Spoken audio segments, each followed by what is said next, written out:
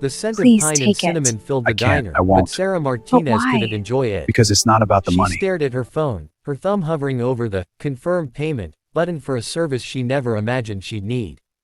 $50. That was all she had left after buying Christmas presents for her 6-year-old daughter, Emma. $50 to hire a stranger to pretend to be her boyfriend for one night, just so her family would stop looking at her with that mixture of pity and judgment that made her want to disappear. Single mom, failed marriage, waitressing to survive, she knew what they whispered behind her back. But as she looked at Emma's drawing of their family, the one where her daughter had carefully added a stick figure labeled, "Mommy's friend," because every other kid in her class had talked about what their whole family was doing for Christmas, Sarah's heart shattered into 1,000 pieces. Sometimes love means swallowing your pride. Sometimes it means spending your last $50 on a lie, if that lie can give your child one perfect Christmas memory. She pressed the button. The profile had been simple enough: companionship for events, respectful, reliable, $50 per evening. No photo, just a name. Daniel. When he arrived at her modest apartment 2 days later, Sarah nearly closed the door in his face. This couldn't be right. The man standing before her wore a slightly wrinkled button-down shirt and jeans, but everything about him screamed refinement. The way he carried himself, the expensive watch he'd obviously tried to hide under his sleeve, the genuine warmth in his brown eyes that seemed far too real for someone doing this kind of work. "Sarah," he asked, his voice gentle. "I'm Daniel. I'm here for the Christmas dinner arrangement." She nodded, suspicious. "You know this is only paying $50, right?" "I mean, I was clear about that in the posting." Something flickered across his face, an emotion she couldn't quite read.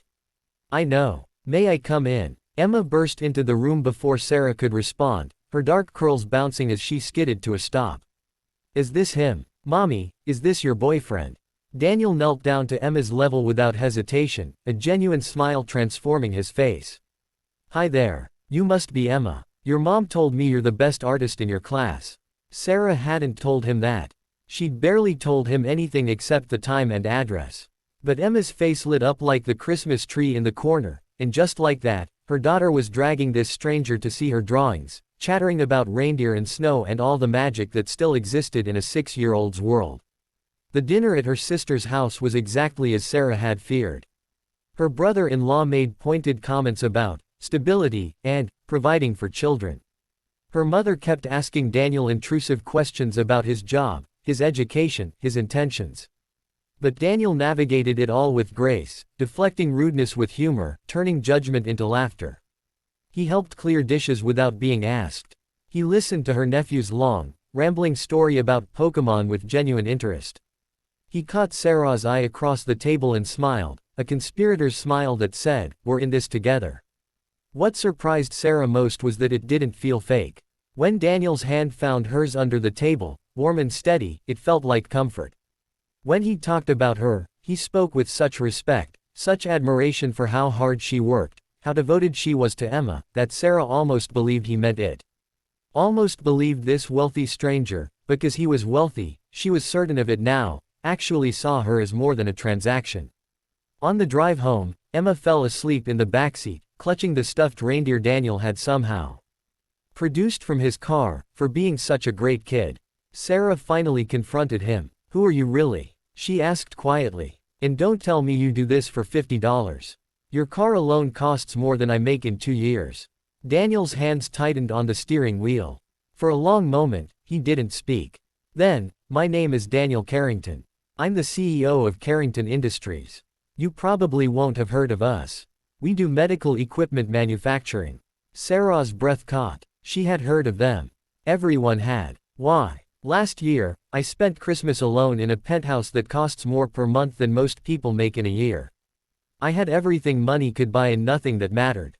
This year, I saw your posting and I thought." He paused, his voice cracking slightly. "I thought maybe I could be part of something real, even if just for one night. I was going to donate the $50 to a children's charity and not mention it.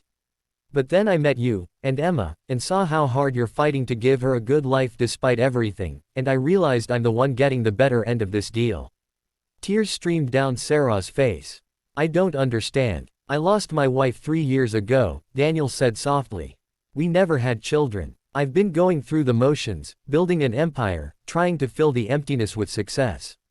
Tonight, watching Emma laugh, seeing you stand up to your family's judgment with such dignity, helping your sister even though she was cruel to you, being part of a real family even as an outsider, it reminded me what matters.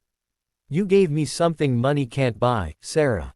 You gave me hope that life can still be beautiful. They sat in her parking lot for an hour, talking. Really talking. About loss and loneliness, about fighting to survive and finding reasons to keep going, about the masks people wear and the vulnerability underneath. When Daniel finally walked them to the door, Emma half awake in his arms, Sarah didn't want the night to end. The $50, she said. Take it back. This wasn't what I paid for. Daniel shook his head. Keep it. But Sarah, I'd like to see you again. Really see you. No transaction, no pretense. Just a man who would very much like to know you better, and maybe take Emma to the science museum she keeps talking about, if you'd allow it. Why would someone like you want someone like me? He cupped her face gently, his thumb brushing away a tear. Because someone like you, brave, compassionate, real, is exactly what someone like me needs to remember how to be human again. You don't need saving, Sarah. You're already the strongest person I've ever met. But maybe we could save each other from loneliness. 3 months later, Sarah stood in her new kitchen, not Daniel's mansion, but a modest house he'd helped her buy, with her name alone on the deed because he understood that independence mattered to her, watching Daniel and Emma build a snowman in the backyard. He'd stepped back from his company, hired people he trusted, started actually living instead of just existing. They took it slow, building something real on a foundation of honesty and mutual respect. The $50 transaction had bought her one Christmas dinner. But the authenticity, vulnerability, and human connection they'd shared that night had given them both something infinitely more valuable. A second chance at family, at love, at believing that sometimes the most broken people find each other at exactly the right moment and discover that together, they're whole. Emma pressed her face against the window, her breath fogging the glass. Mommy, Daniel says he loves us. Is that okay? Sarah pulled her daughter close, her heart full. Yeah, baby. That's more than okay. That's everything.